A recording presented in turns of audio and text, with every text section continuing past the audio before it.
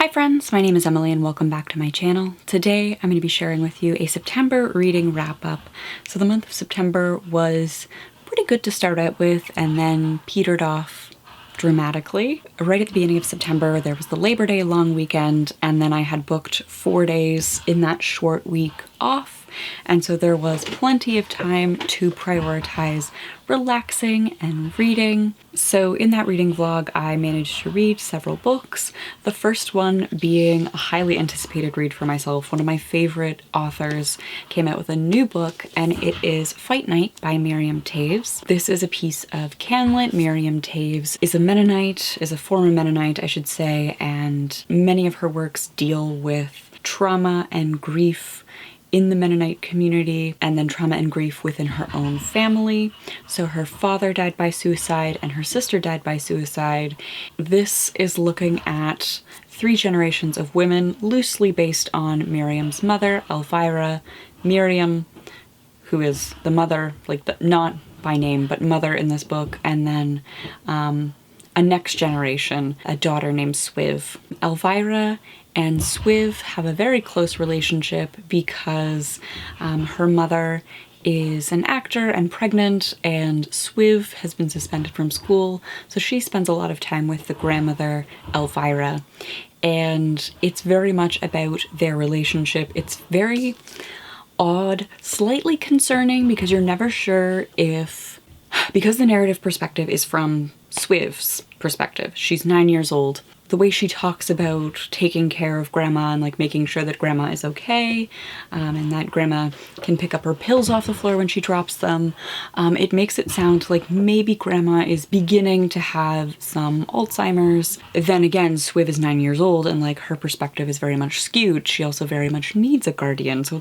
I'm never clear if the grandma is beginning to deteriorate and Swiv is actually needed, or if the grandma is just eccentric and Swiv, being 9 and starting to become cognizant of how others perceive her and her family in public, views the grandma's eccentricities as being crazy and that she needs more care than she does. I'm never sure. Like I mentioned in the vlog, I don't think I would recommend starting here just because this is so close to Miriam Toews' own life and trauma. She definitely seems to be working through her true family trauma by touching it at the corners with fiction. This may not be a good jumping point because that family trauma is in the back of all of this. It's why the grandmother is living in Toronto with the mother. It's why the mother's sister, it's mentioned that she's died by suicide, right? So to get the bigger piece, I think, of the Toews family puzzle,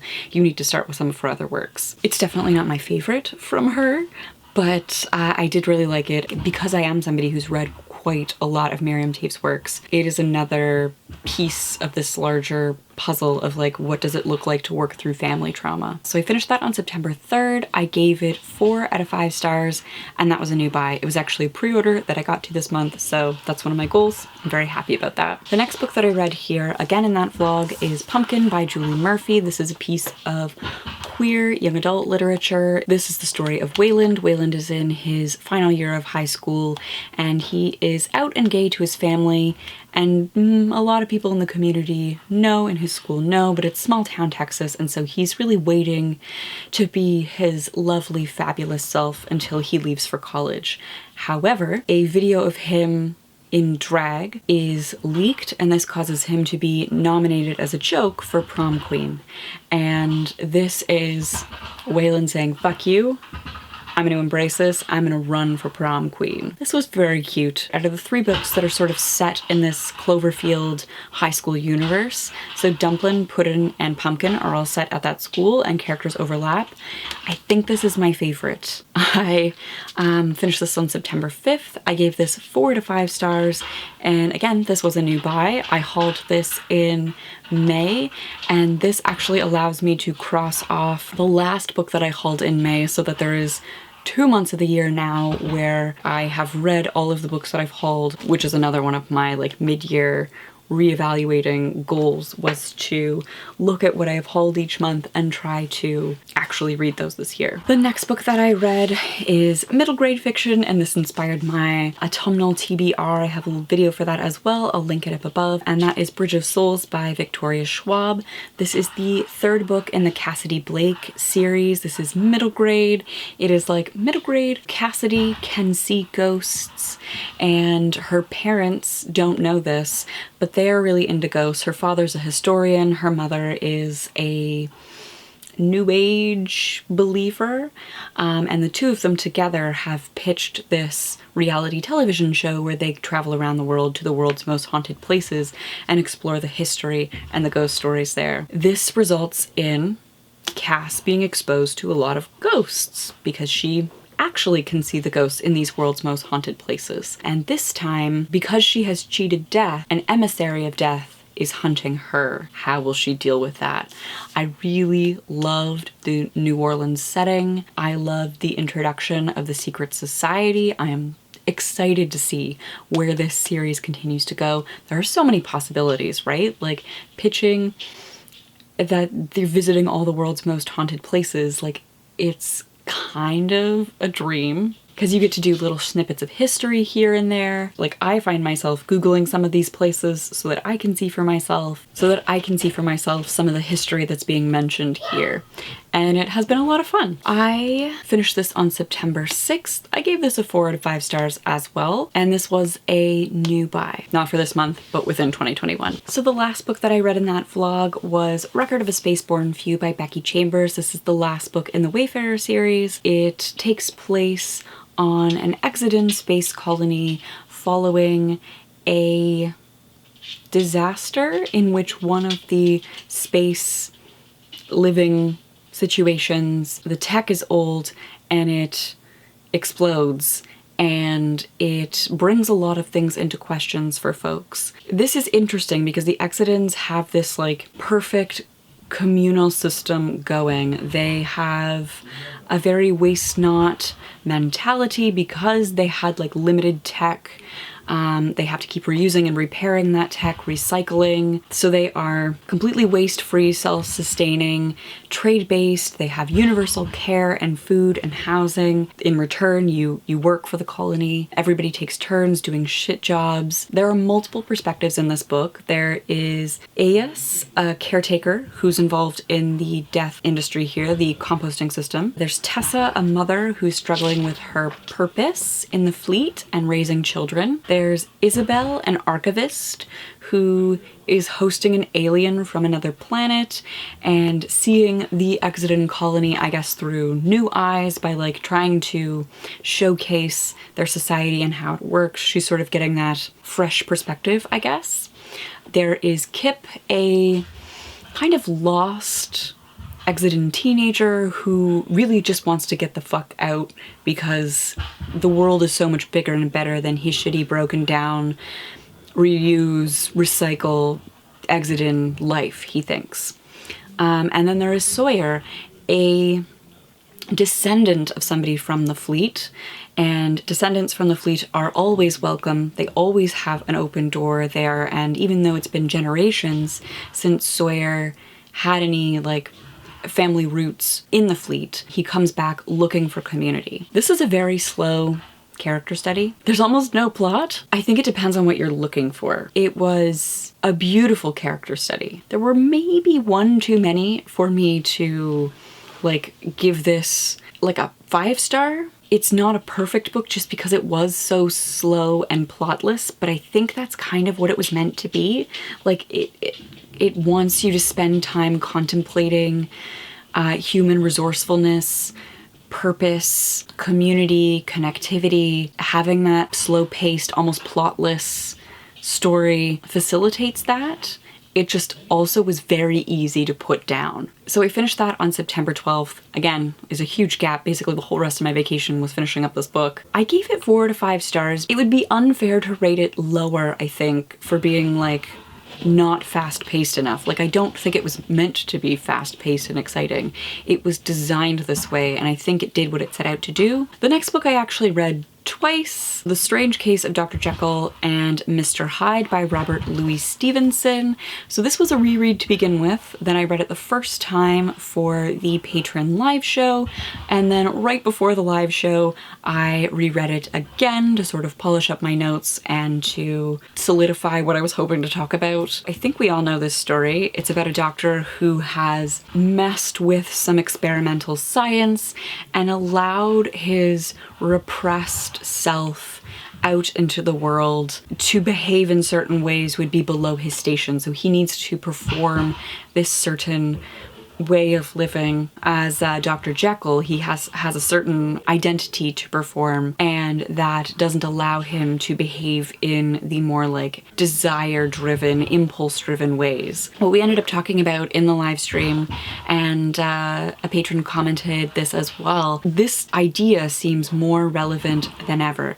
The idea that you can split yourself and behave one way in person, in the office, in your day-to-day, in your neighborhood, with your family, and then you log online behind an avatar, behind this persona that you've created, and you can act on almost any impulse without major consequences most of the time. That like anonymity of hiding behind a mask with the internet, it still rings so true. I had so much fun reading this. It was such a delight to research this. If you haven't read Dr. Jekyll and Mr. Hyde ever, it is worth it. It's spooky season right now, so it is worth it. It's in public domain, so you can find a copy for free online, so you don't have to pay for it if you're looking for like a spooky read that's also very relevant. I read this twice, once on September 13th, and I gave it 3 stars.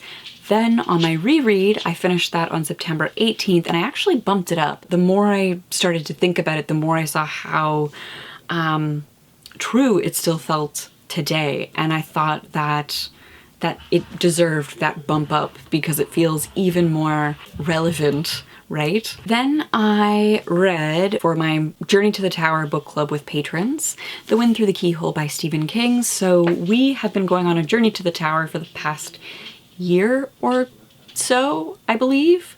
I can't remember when we started, but we decided to, after finishing The Dark Tower, return to the universe, return to happier times, and read 4.5 in terms of publication order after The Dark Tower. But in terms of like the plot of the series, this is positioned as 4.5. And so what I really like about this story is that it's a series of nested stories.